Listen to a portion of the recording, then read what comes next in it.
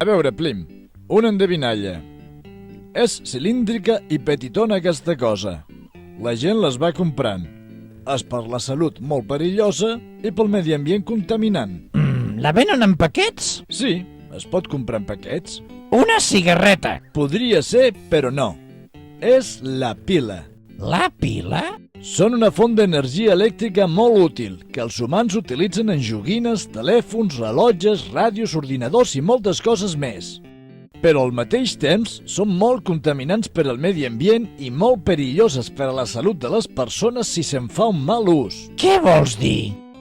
Que hi ha piles que tenen níquel, cadmi, plom o el pitjor, mercuri. Aquests metalls són molt dolents per a la salut, Plim. I quina és la millor pila que es pot utilitzar? Cap. Cap? Sí, Plim. El millor és utilitzar transformadors per connectar els aparells als endolls de casa. Recorda que també venen calculadores solars.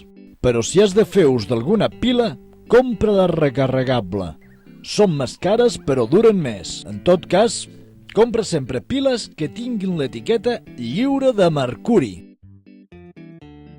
Però per sobre de tot, si has d'utilitzar alguna pila, no la llencis a la brossa mai de la vida.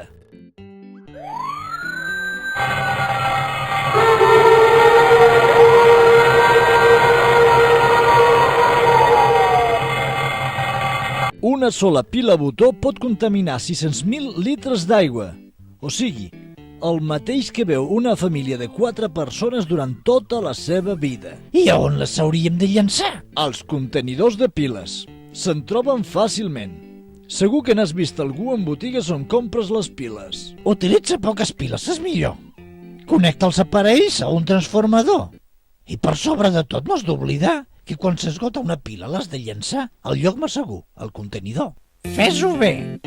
No costa res.